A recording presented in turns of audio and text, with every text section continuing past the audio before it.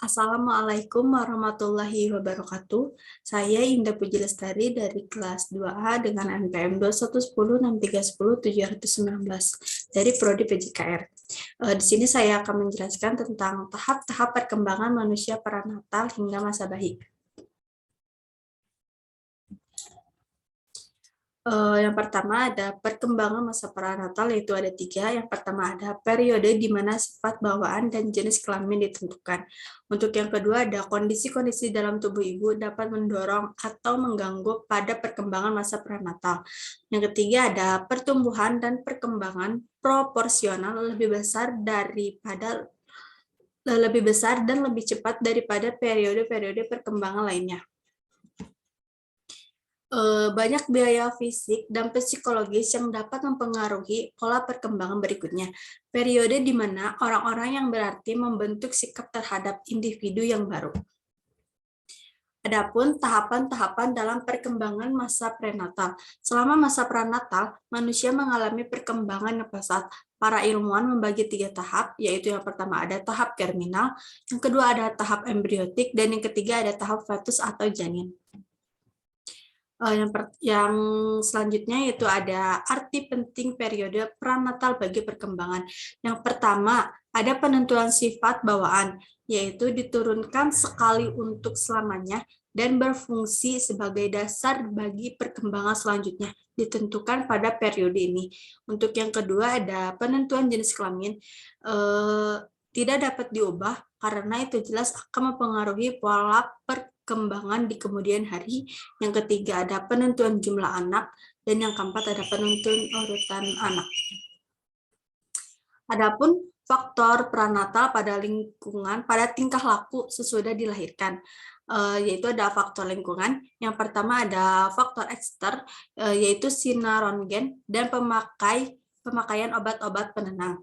Yang kedua ada ketegangan emosional, dapat berpengaruh pada kenaikan aktivitas yang sangat menyolok pada fetus. Penelitian yang pernah dilakukan bahwa wanita dengan susunan syaraf otonom yang labil mempunyai fetus yang sangat aktif. Yang ketiga ada tahayul di Indonesia menjadi masalah, terutama mengenal pengaruh tingkah laku orang tua terhadap bayi yang akan dilahirkan. Dalam diri ibu hamil terdapat pengaruh keadaan hormonal terhadap psikis ibu. Menurut penelitian Geisler menunjukkan bahwa ada perubahan sikap ibu terhadap anak yang dikandungnya, yakni dari sikap positif ke negatif maupun dari sikap negatif ke positif. Dan sikap yang berubah-ubah itu akhirnya menjadi positif, yaitu sikap menerima terhadap anak yang dilahirkan. Selanjutnya ada faktor-faktor yang mempengaruhi perkembangan prenatal. Yang pertama ada kesehatan ibu. Penyakit yang diderita ibu hamil dapat mempengaruhi perkembangan masa prenatal, apalagi penyakit yang bersifat kronis dapat mengakibatkan lahirnya bayi yang cacat. Yang kedua ada gizi ibu. Makanan ibu-ibu yang sedang hamil harus mengandung cukup protein, lemak, vitamin, dan karbohidrat untuk menjaga kesehatan bayi. Anak-anak yang dilahirkan oleh ibu yang kekurangan gizi cenderung akan cacat. Untuk yang ketiga ada pemakaian bahan kimia. Bahan-bahan kimia tersebut dapat menimbulkan efek samping baik pada fisik maupun pada sistem kimiawi dalam tubuh janin yang dinamakan metabolita. Yang keempat ada keadaan dan ketegangan emosi ibu. Ketika seorang ibu hamil mengalami ketakutan, kecemasan, stres, dan emosi lain yang mendalam, maka terjadi perubahan psikologis antara lain meningkatnya pernapasan dan sekresi oleh kelenjar. Selanjutnya ada bahaya fisik selama periode prenatal. Yang pertama ada zigot, yaitu ovum yang dibuahi kemungkinan akan mati kelaparan sebelum menempel di dinding rahim karena lamanya waktu yang dibutuhkan melewati tuba falopi. Yang kedua ada tidak adanya persiapan dinding rahim untuk menerima ovum yang dibuahi karena ketidakseimbangan antara kelenjar pituitari dan ovarium ibu. Yang ketiga ada meletaknya ovum yang dibuahi pada dinding tuba falopi mengakibatkan tidak adanya makanan atau ruangan untuk tubuh. Yang kedua ada embrio, yaitu jatuh kejutan emosi, kekurangan gizi, gangguan kelenjar, kekurangan vitamin, dan penyakit berbahaya seperti pneumonia dan diabetes dapat mengakibatkan embrio keluar dari tempatnya di dinding uterus, yang menyebabkan keguguran sering terjadi pada minggu ke-10 dan 11 setelah pembuahan. Yang kedua ada malnutrisi ibu, pemakaian obat-obatan,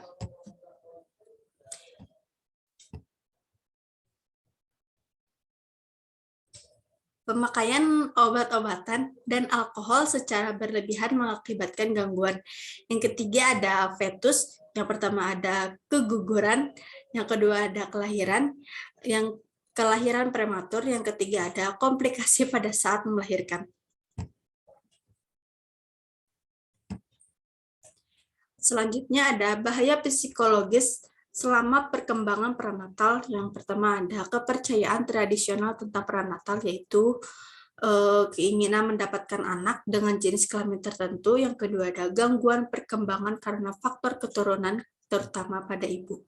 Yang kedua ada stres ibu selama prenatal, yaitu tidak menghendaki kehadiran anak. Yang kedua ada gangguan-gangguan fisik selama prenatal 3. Yang ketiga itu ada sikap negatif terhadap prenatal, yaitu anak yang tidak diinginkan dan lebih menyukai anak dengan jenis kelamin tertentu. Selanjutnya ada teratologi dan gangguan perkembangan prenatal.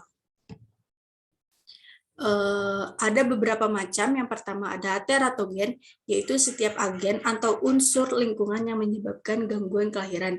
Yang kedua ada teratologi, yaitu ilmu yang mengkaji sebab-sebab kelainan kelahiran. Yang ketiga ada pengaruh teratologen, muncul sejak 3 minggu setelah pembuahan. Yang keempat ada kerusakan struktural atau anatomis organ selama periode embrionik. Yang keempat ada kerusakan fungsional organ selama periode fetal. Selanjutnya ada jenis-jenis teratogen. Ternyata jenis-jenis ini banyak juga loh. Mari kita lihat. Yang pertama ada penyakit dan kondisi ibu. Yang pertama ada herpes genital dan gizi ibu. Selanjutnya ada keadaan dan ketegangan emosional ibu. Yang pertama ada ketakutan, kecemasan, dan selainnya, dan yang lain-lain. Untuk yang kedua ada keadaan emosional ibu. Yang selanjutnya ada obat-obatan, yaitu alkohol. Jumlah sedikit berhubungan dengan aborsi spontan. Jumlah sedang berhubungan dengan tidak kemampuan menaruh perhatian pada masa bayi. Selanjutnya ada bahaya lingkungan. Yang pertama ada polutan lingkungan dan limbah beracun seperti karbon monoksida, merkuri, dan timbal retardasi mental autisme. Yang kedua ada radiasi dan zat-zat kimia dapat menyebabkan mutasi gen, yaitu perubahan yang tiba-tiba tetapi permanen dalam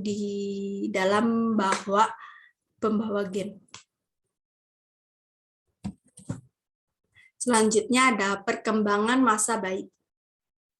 Adapun beberapa perkembangan pada masa bayi. Yang pertama ada tahap kelahiran, yang kedua ada pertumbuhan fisik, yang ketiga perkembangan kognitif, yang keempat ada perkembangan attachment, yang kelima ada perkembangan rasa percaya, yang keenam ada perkembangan otonomi.